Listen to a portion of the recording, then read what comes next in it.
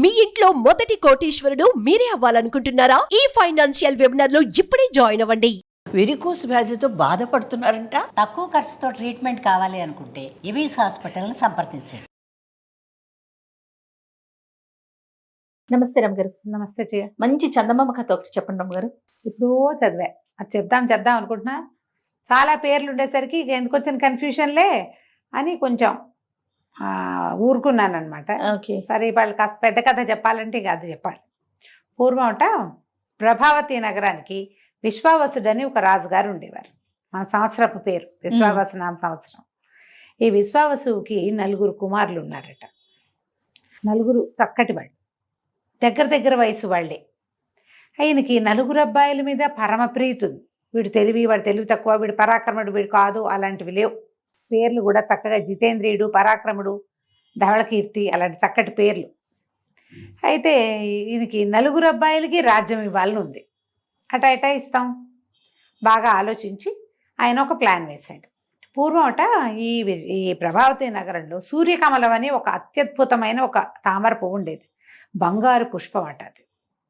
ఆ పుష్పము ఎక్కడో ఒక గంధర్వుడి వల్ల, యక్షుడి వల్ల ఈ వీళ్ళ వంశంలో ఎవరికో లభించింది. అది ఉన్నప్పుడు, అది వచ్చినప్పుడు దేశం చాలా సుభిక్షంగా అయిందట. ఎంత సుభిక్షంగా అయిందో అదంతా సూర్యకమలం ప్రతిభేనని చెప్పుకునేవాళ్ళు. ఈయనకి ముందు కొన్ని తరాల ముందు ఉండేది. అది ఎలా అయిందో చౌర్యానికి గురైంది. ఎవరో ఎత్తుకుపోయారు దాన్ని. ఆ సూర్యకమలం ఉంటే మన దేశం ఇంకా బాగుంటుందన్న ఫీలింగ్లో వీళ్ళంతా ఉండేవాళ్ళు. ఇప్పుడు ఈయనేం చేశాడు, ఈ ఎవరో ఎత్తుకుపోయిన సూర్యకమలాన్ని సంపాదించిన కుమారుడికి రాజ్యం ఇస్తానని పెట్టాడు. సూర్యకమలం వస్తే రాజ్యానికి కూడా మంచిదే, అత్యంత అవసరమైంది. అది ఎవరు తెస్తే వాడే రాజు. అబ్బాయిలు కూడా దానికి ఒప్పుకున్నాడు. ఒప్పుకుంటే సరే, తలా ఒకవైపుకి వెళ్ళారు. ముందు పెద్దవాడి సంగతి చెప్తాం. జితేంద్రియుడు ఇతను ఏం చేశాడట, వెతుక్కుంటూ వెళ్ళాడు. తూర్పు వైపుకి వెళ్ళాడు. అయితే అతనికి ఏం తెలిసింది, ఈ తూర్పు నుంచి ముందుకి కొంచెం సముద్రం దాటి ప్రయాణిస్తే ఉన్న దీవుల్లో ఒకప్పుడు సూర్యకమలం ఉండేదని ఒక వార్త. మామూలుగా ఊళ్ళల్లో మాట్లాడుకుంటుంటే ఆ దేశం సుభిక్షంగా ఉంది, ఈ దేశం సుభిక్షంగా ఉంది, ఏదైనా ప్రత్యేక శక్తులు ఉన్నాయా మాట్లాడుకుంటారు ఊళ్ళల్లో. మనం రాజకీయాలు మాట్లాడటల్లా ఇప్పుడు. అప్పుడు ఇలాంటి ప్రత్యేకమైన విషయాలు ప్రశంసకు వచ్చేవి, ప్రస్తావనలు వచ్చేవి. సరే, ఈ ప్రశంసా ప్రస్తావన అతను వినగా అవేవో దీవులు ఉన్నాయి, జంట దీవులు పక్కన. ఆ దీవుల్లో ఒక దాంట్లో ఈ సూర్యకమలం ఉందని ఒక వార్త. ఇతను అదేమిటో చూద్దామని ఆ దీవులకి వెళ్ళాడు. ఇతను దిగాడు పడవ. ఊళ్ళోకి వెళ్ళేసరికి అతనికి ఏమి ఎదురైంది, ఒక పెద్ద ఏనుగు. అది ఒక దండ పుచ్చుకొని నడుస్తుంది. దాని వెనకాల పెద్ద సమూహం ఉంది.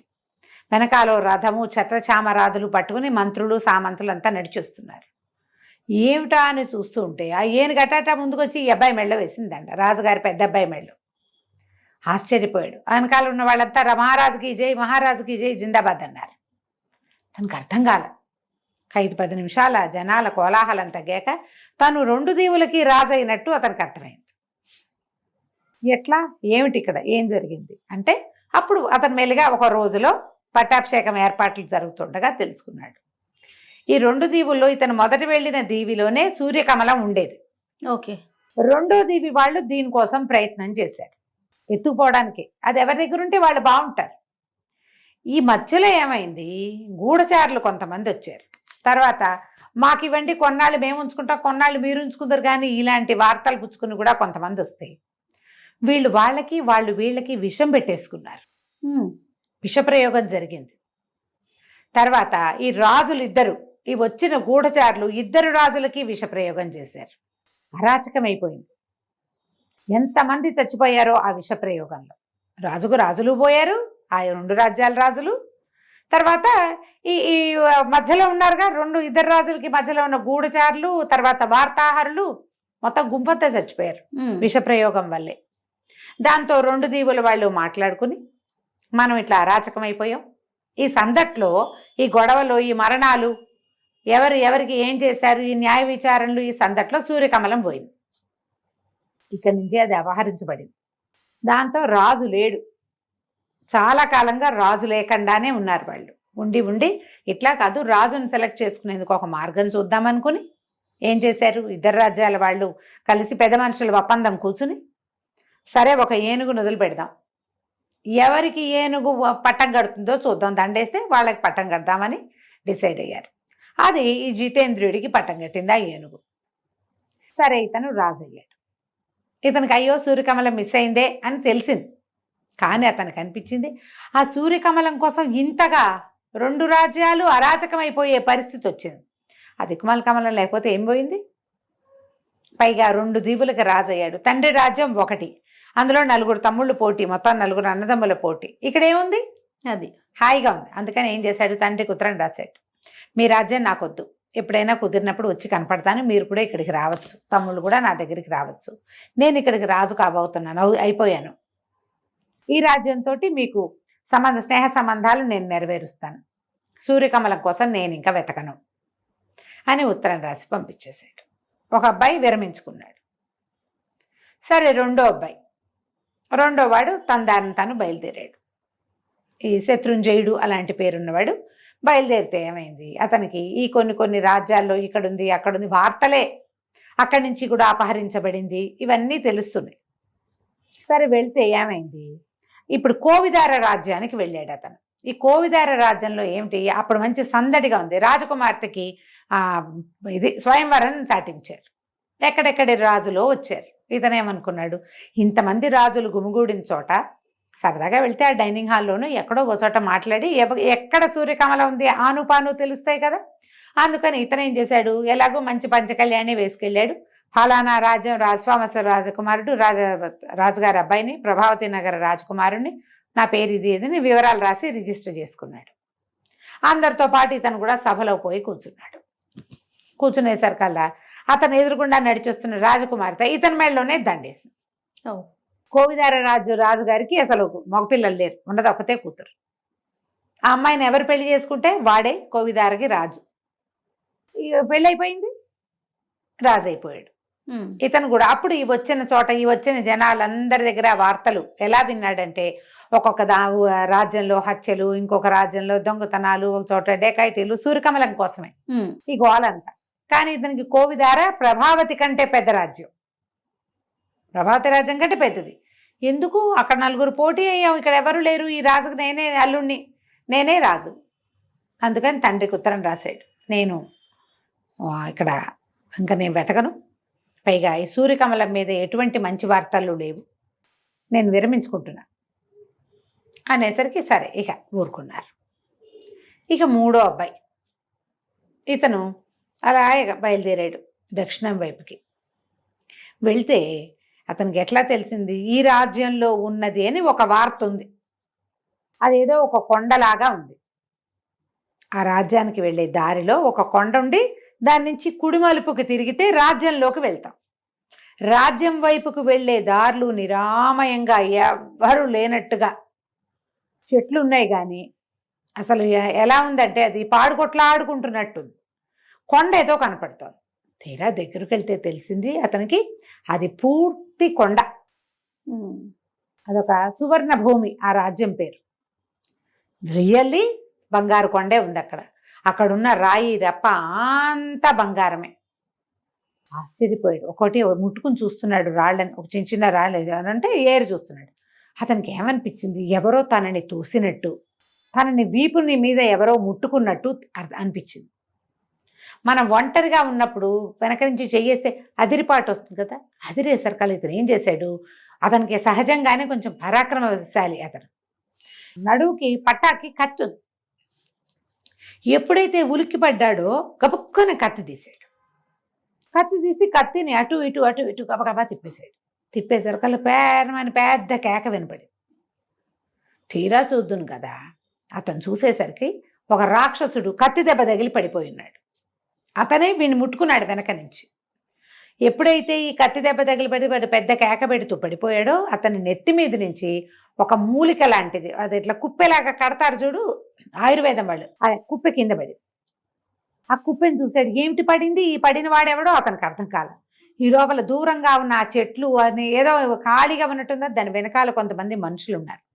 వాళ్ళు పెద్దగా కేకలు పెడుతూ మహారాజుకి జై జై జై అని నడుచుకుంటూ వచ్చారు. చూసేసరికి ఆశ్చర్యపోయారు. ఏమిటి మహారాజు అంటున్నారు, ఏమిటి, నేను మహారాజునేమిటి, నేను మహారాజుని గాను, నేను వేరే రాజ్యపు రాజకుమారిని, ఇక్కడికి వచ్చేసరికల్లా వీడెవడో నాకు అత్తి తగిలి పడిపోయాడు. ఆ తగిలిన దెబ్బ వాడికి ఇట్లా పొట్ట మీద నుంచి ఇలా తగిలేసింది. దాంతో వాడు మరణించాడు. రక్తం వస్తే చచ్చిపోతాడు అంతే. ఇంకా వాళ్ళందరూ అన్నారు, బాబు మీకు తెలియదండి, వీడి వల్ల మేము చాలా అవస్థ పడుతున్నాము అనేసరికి ఏమిటి వీళ్ళ కథ అంటే, ఆ పక్క రాజ్యం ఎక్కడి నుంచో వీడు ఒక బంగారు కమలని తెచ్చుకున్నాడు. వాడికి అదృశ్య గుటిక ఉంది వాడి దగ్గర. వాడి నెత్తి మీద నుంచి పడిన కుప్పే అది నెత్తి మీద పెట్టుకుంటే ఎవరికి కనపడరు. వాడు అది పెట్టుకుని ఈ రాజ్యంలోకి ప్రవేశించాడు. వీళ్ళకి ఉన్న ఒకే ఒక్క డబ్బు వచ్చే సాధనం ఈ బంగారు కొండ. ఆ రాజ్యంలో ఇంకేం లేదు. ఆ బంగారపు రాళ్ళు రప్పలు పక్క రాజ్యాల్లో అమ్ముకుని వీళ్ళు సామాన్లన్నీ తెచ్చుకుంటారు. అక్కడ పంటలు పండవు. వాళ్ళకు ఉన్నది ఒకే ఒక ఆస్తి ఈ బంగారు కొండే. వాడు ఈ బంగారు కొండను ఆక్రమించుకుని కూర్చుని ఉన్నాడు. వాడు పరాక్రమశాలే కాదు, రెండోది అదృశ్యమైపోగలిగే శక్తి ఉంది వాడికి. ఎవరు కనపడ్డా వాళ్ళని విరుచుకు తిన్నాడు వాడు. ఒక దశలో రాజుగారిని కూడా విరుచుకు తినేశాడు. మా రాజ్యానికి రాజే లేడు. ఎప్పుడు కావాలంటే అప్పుడు ఊళ్ళోకి వచ్చి ఎవరిని పడితే వాళ్ళని తినేస్తాడు. ప్రజలు కూడా బయటికి రాకుండా తలుపులు వేసుకుని బతుకుతున్నాం, బిక్కుబిక్కుమంటూ మేము నిరుపేదలుగా ఉన్నాం, ఏమీ లేదు మా దగ్గర. ఏదైనా చేయాలంటే ఈ కొండలో నుంచి కొన్ని ముక్కలు కొట్టుకుని వెళ్ళాలి. ఇక్కడికి వస్తే వీడు పట్టేస్తాడు, ఎవరిని చంపేస్తాడో తెలియదు. దాంతో బిక్కుబిక్కుమంటూ బతుకుతున్నాం. మా రాజ్యం ఏమో అరాచకం అయిపోయింది, చాలా బాధపడుతున్నాము. కాకపోతే వాడిని మీరు చంపటం వల్ల మీరే మాకు రాజని మేము ఫిక్స్ అయ్యాం అనేసరికి బాగానే ఉంది. అతను కనిపించింది ఏమిటి, సూర్యకమలం దీని దుంపదేగా, ఎక్కడికి వెళ్ళినా ఇలాగే ఉందే, వీడి దగ్గర సూర్యకమల ఉందా అంటే ఏమో అది తెలియదు. సరే ఏమైంది, అతను ఈ సువర్ణ భూమికి రాజు అయిపోతున్నాడు. మూడో అబ్బాయి, ఈ ఆఖరి వాడు శృతకీర్తి అతని పేరు. ఇతను అన్ని పక్కలకి తిరిగాడు. ఇక్కడ రాజ్యానికి దిగిన మూడో రాజకుమారుడు కూడా తండ్రికి ఉత్తరం రాశాడు, సువర్ణ భూమికి రాజు అవుతున్నాను నేను, నాకు ఇంకా దీని మీద ఈ కమలం మీద, స్వర్ణకమలం మీద ఆసక్తి లేదు, సూర్యకమలం మీద నేను దానికోసం ప్రయత్నం చెయ్యను, చిన్నవాడితో చేయించుకోండి అనేసరికి ఇక చేసేదేముంది. సరే రాజుగారు సరే అనుకున్నారు. ఆయనకు వెళ్ళింది ఉత్తరం. నాలుగో అబ్బాయి బయలుదేరి వెళ్ళిపోయాడు కదా. అతను అన్ని ఊళ్ళల్లో కనుక్కుంటూ ప్రతి ఊళ్ళోనూ ఈ సూర్యకమలం వల్ల జరిగిన అరాచకము, జరిగిన ఇబ్బంది అవి వింటూ వచ్చాడు. ఒక రాక్షసుడు ఎవడో ఎత్తుకుపోయాడని సువర్ణ భూమికి కూడా వచ్చాడు. చివరికి అక్కడికి వస్తే ఏం తెలిసింది, తన అన్నే రాక్షసుని చంపాడని, ఇక్కడ రాజు అవబోతున్నాడని తెలిసింది. అన్నయ్య దగ్గరికి వెళ్ళాడు. వెళ్ళేసరికల్లా అన్నయ్య అన్నాడు, ఎత్తుకొచ్చిందిరా, మేము ముగ్గురం 3 చోట్ల ఉన్నాం, నువ్వు ఇంటికి వెళ్ళిపో హాయిగా, ఆ రాజ్యం నీదే, మాకు అక్కర్లా. పెద్దన్నయ్యలకి ఇద్దరికి వద్దు, చెరుకో రాజ్యం ఉంది, పెద్దవాడికి 2 దీవులు ఉన్నాయి, రెండో వాడికి కోవిదారు ఉంది, నాకేమో సువర్ణ భూమి దొరికింది, ప్రభావతి నగరాన్ని నువ్వే పరిపాలించుకో, ఈ సూర్యకమలాన్ని వెతకడం మానేసేయి అన్నాడు. అంటే ఇతనికి నచ్చల, శృతకీర్తికి నచ్చల, ఆఖరి అబ్బాయికి. కాదు నేను వెతకాల్సిందే, ముందు అసలు అది ఎక్కడుందో తెలుసుకొని అనేసరికల్లా ఈ అన్నగారు ఏమన్నాడు, ఆ మూడో అబ్బాయి తన దగ్గర ఉన్నటువంటి అదృశ్య గుటిక ఉంది కదా, అది నెత్తి మీద పెట్టుకుంటే ఎవరికి కనపడకుండా ఉండొచ్చు, నీకేమైనా ఉపయోగపడుతుందేమో ఇది తీసుకోమని చేతులు పెట్టాడు. అది పుచ్చుకుని ఈ సూర్యకమలం గురించి జాడలు తీస్తూ ఈ అబ్బాయి ఒక నగరానికి చేరాడు. చేరితే అక్కడ ఒక పెద్ద గొడవ. ఏమిటట, మా రాజ్యంలో సూర్యకమలం ఉంది, అది ఎవరో దొంగతనం చేశారు. అయ్యో. ఆ సూర్యకమలాన్ని పట్టుకున్న వాడికి రాజకుమార్తెనిచ్చి పెళ్లి చేస్తామని చాటింపు. సరే వెళ్ళాడు. వెళ్ళేసరికల్లా ఆయన ఎలా పోయిందో ఎవరు చెప్పటల్లా. ఇప్పుడు పోయింది, ఫలానా గుట్లో పెట్టాం, ఫలానా మందిరంలో పెట్టాం, ఫలానా రోజు పూజ చేసాం, మర్నాటి నుంచి కనపడలేదు, అలాంటిది ఏదో ఒక వివరం ఉండాలి కదా, ఉండాలిగా. ఆ వివరాలు ఎవరికీ తెలియదు, ఎప్పుడు పోయిందో తెలియదు, పోయింది అంటున్నారు అంతే. సరే ఇతను ఏం చేశాడు, రాజుగారిని నిలదీద్దాం అనుకున్నాడు. వెళ్ళి అడిగేసరికల్లా రాజు అన్నాడు, అదేమిటి ఆ వివరాలన్నీ నీకెందుకు చెప్తాను నేను, అసలు నువ్వే దొంగతనం చేసిన ముఠాలో వాడివేమోనని నాకు అనుమానంగా ఉంది అనేసరికల్లా ఇతనికి పోట్లాడాడు. మీ అమ్మాయిని పెళ్లి చేసుకోవడానికి రాలేదండి, మా సొంత రాజ్యం ఉంది మాకు, మేము 4 బయలుదేరాం, మా అన్నయ్యలు 3 చోట్ల ఉన్నారు, నేను దాన్ని జాడలు తీస్తూ వచ్చాను, అసలు అది మొట్టమొదట మాకు చెందింది, మా వంశంలో మా తాత ముత్తాతల నాడు గంధర్వుడి నుంచి మాకు దొరికింది, లెక్క ప్రకారం అది మాది. దీనివల్ల ఎన్ని అనర్థాలు జరగచ్చో నేను అన్ని చోట్ల వినొచ్చాను. మరి ముగ్గురు అన్నయ్యలది చూశాడు కదా, అన్ని రాజ్యాల్లోనూ విన్నాను నేను. నాకంతే ఎక్కువగా ఎవ్వరికీ తెలీదు అది ఎన్ని చేతులు మారిందో. సూర్యకమల గురించి తెలుసుకున్నాకే మీతో మాట్లాడతానన్నాడు. ఇక ఎవరెవరెవరెవరినో ప్రశ్నించాడు. ఒక్కళ్ళు కూడా దాన్ని చూసిన వాళ్ళు కానీ దాన్ని దొంగతనం జరిగిందని నిర్ధారించగలిగిన వాళ్ళు కానీ అతనికి కనపడలేదు. అయితే ఏమైంది, ఒక అడవిలో ఇంకా దొంగలు ఉన్న ప్లేసులు చూడడం మొదలుపెట్టాడు. దొంగలు ఫలానా చోట ఉంటారని, అడవుల్లో కొంతమంది దాక్కునేందుకు హైడింగ్ ప్లేసులు ఉంటాయి కదా, వాటి వెనకాల తిరుగుతుంటే ఒక ముని కనపడ్డాడు ఇతనికి. ఈ మునిగారు ఏమైనా చెప్తాడేమో, కనీసం ఆయన జ్ఞాన దృష్టితో చూసి చెప్తాడని ఈ కుర్రాడు రాజుగారి ఆఖరి అబ్బాయి అక్కడికి పోయాడు. వెళ్ళేసరికల్లా ఏమైంది, ఎప్పటికీ ముని కళ్ళు తెరవలేదు. ఇంతలో ఒక ముగ్గురు మనుషులు వస్తున్నారు. ఈ వచ్చిన వాళ్ళు ఎవరు, అతను దొంగలని అక్కడక్కడ తెలుసుకున్న వాళ్ళు ముగ్గురు ఇక్కడికి వస్తున్నారు. ఇతను ఏం చేశాడు, నెత్తి మీద అదృశ్య గుటిక పెట్టుకుని ఒక పక్కన నుంచున్నాడు. అతను ఉన్నట్టు వాళ్ళకి తెలియదు. వీళ్ళు మాట్లాడుకుంటున్నారు. ఆ మునిగా వేషం వేసుకున్నాడు వాడు దొంగే. ఓహో, వీళ్ళు ఏమనుకుంటున్నారు, అసలు అది పోయిందో లేదోనండి, రాజుగారే దాచేసి అబద్ధం చెప్తున్నాడేమో. 4 ముఠాలు ఉన్నాయి మన ఊళ్ళో, మేము 4 ముఠాలని కనుక్కున్నాం, ఎవ్వడూ అది కొట్టేలా, దొంగతనం చేయలే. మన వల్ల కాకపోతే ఎవడి వల్ల కాదు, మనమే పట్టుకోలేకపోయాం దాన్ని. రాజు మీదే మాకు డౌట్గా ఉంది, రాజు పోకుండానే పోయిందని చెప్తున్నాడేమో అనేసరికి ఇతనికి అనిపించింది ఇది నిజమై ఉండొచ్చు. ఎక్కడైనా వస్తువు పోతే ఫలానా రోజు ఆ వివరాలు వస్తాయి బయటికి, ఏ వివరమూ లేదు ఇక్కడ. సరే ఏం చేశాడు, ఇక్కడి నుంచి వెళ్ళిపోయాడు.